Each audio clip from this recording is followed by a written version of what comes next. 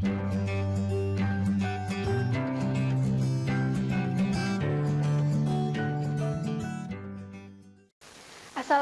warahmatullahi wabarakatuh. Saya Agi Hoirunisa akan menyampaikan materi biologi kelas 12 dan yang pertama akan kita bahas adalah mengenai pertumbuhan dan perkembangan. Nah, konsep pertumbuhan dan perkembangan yang perlu kita pahami adalah pertumbuhan ini merupakan suatu proses pertambahan ukuran dan juga volume dan juga jumlah sel, tapi sifatnya ini irreversible atau tidak bisa kembali seperti semula. Misalnya seseorang yang sudah mengalami pertumbuhan berupa tinggi itu tidak akan bisa menjadi pendek kembali kecuali karena ada fisiologis lain, misalnya dengan membungkuk atau yang lainnya. Dan salah satu ciri organisme ini memang tumbuh dan berkembang. Nah, sedangkan perkembangan adalah suatu proses menuju keadaan yang lebih kompleks dan dewasa. Biasanya ditandai dengan adanya kematangan beberapa fungsi fisiologis yang ada di dalam tubuhnya. Dan sifat dari perkembangan ini biasanya itu reversible atau bisa kembali lagi gitu. Dan pertumbuhan dan juga perkembangan ini merupakan hasil interaksi antara faktor yang ada dari dalam tubuh manusia dan juga dari luar. Nah, adapun beberapa faktor yang mempengaruhi pertumbuhan dan perkembangan pada makhluk hidup adalah yang pertama faktor luar, itu terdiri dari 5 komponen utama. Yang pertama adalah nutrien dan juga air. Nutrien dan air ini digunakan oleh tubuh sebagai bahan untuk melakukan metabolisme. Yang kedua adalah cahaya, selanjutnya adalah suhu, lalu oksigen dan juga kelembapan. Faktor yang kedua adalah faktor yang berasal dari dalam tubuh manusia. Yang pertama adalah gen, dan gen ini adalah yang mengatur keseluruhan aktivitas di dalam tubuh kita. Yang kedua adalah hormon sebagai regulator metabolisme yang ada di dalam tubuh. Nah, selanjutnya pertumbuhan dan perkembangan pada tumbuhan, kita ambil contoh pada tumbuhan berbunga atau angiospermae. Pada fase awal terjadi perkecambahan atau perubahan dari biji menjadi tanaman yang kecil. Nah, plumula menjadi batang dan radikula menjadi akar gitu. Plumula ini bagian batang yang kecil pada kecambah dan kemudian radikula ini yang mirip akar tapi masih kecil. Nah, perkecambahan dibedakan menjadi 2 macam berdasarkan tipe perkecambahan jika kita lihat dari permukaan tanah gitu. Yang pertama adalah perkecambahan hipogeal. Nah, pada perkecambahan ini epikotil muncul di atas permukaan tanah seperti terlihat pada layar. Nah, di sini di atas permukaan tanah, sedangkan hipokotil dan kotiledonnya itu tetap berada di dalam tanah. Dan sedangkan yang kedua adalah tipe epigeal. Kalau ini sebaliknya dari hipogeal.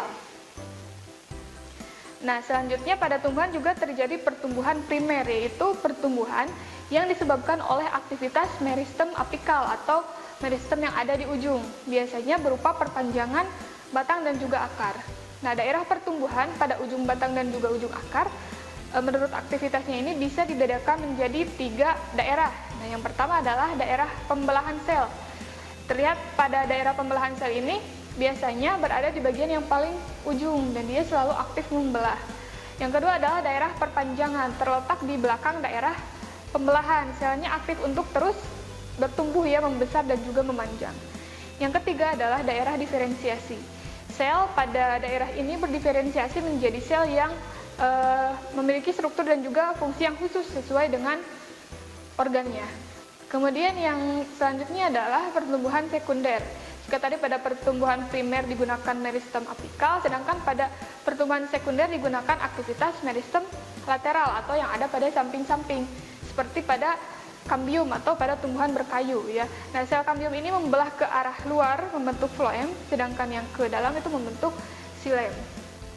Nah, sehingga dari aktivitas tersebut membuat kayu menjadi lebih tebal ya, semakin lama semakin tebal, dan aktivitas ini ternyata dipengaruhi oleh musim juga, sehingga bisa kita menentukan umur dari suatu pohon dengan melihat lingkaran-lingkaran yang terbentuk dari dalam pohon tersebut yang disebut sebagai lingkaran tahun.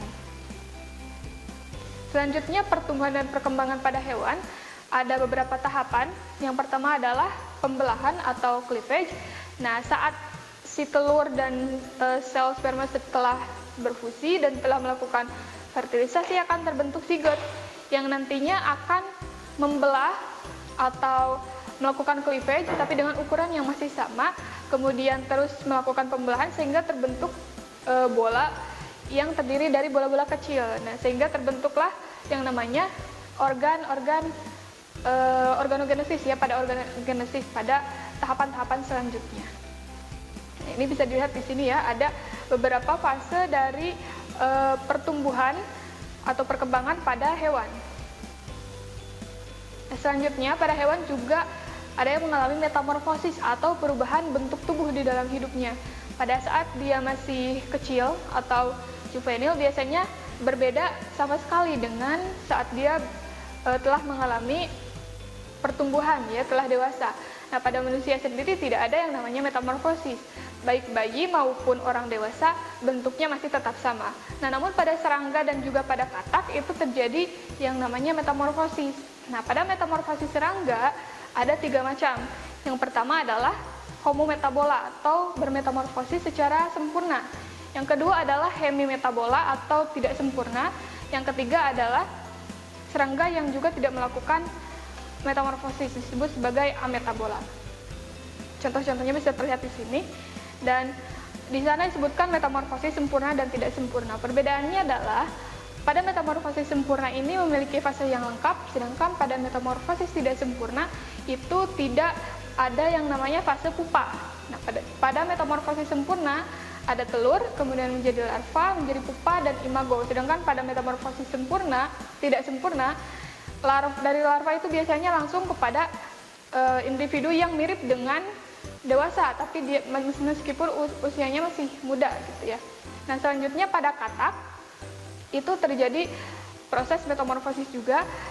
Telur katak yang hidup di air akan sangat berbeda strukturnya, kemudian berbeda berbeda fungsinya juga. Salah satunya adalah sistem pernafasannya, kemudian sistem lainnya. Dari telur kemudian menjadi kecebong, kecebongnya menjadi ada kakinya, kemudian menjadi katak kecil yang punya ekor, dan pada akhirnya menjadi katak dewasa yang tidak memiliki ekor. Selanjutnya ada metagenesis. Nah, metagenesis ini merupakan pergiliran keturunan selama siklus hidup organisme. Metagenesis ini terjadi pada tumbuhan dan juga pada beberapa organisme yang lainnya. Contohnya adalah lumut dan paku. Pada tumbuhan lumut dan paku ini terjadi pergiliran keturunan antara generasi gametofit dan juga generasi sporofit. Pada generasi gametofit menghasilkan sel gamet atau sel kelamin, sedangkan pada fase sporofit itu menghasilkan spora. Sekian saja untuk pembahasan mengenai pertumbuhan dan perkembangan.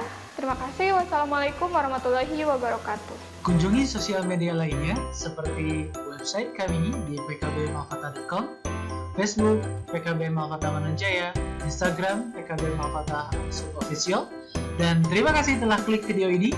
Jangan lupa like, comment, share, dan subscribe untuk menunjukkan dukungan kamu terhadap channel ini. Enjoy the video, PKB Malfata.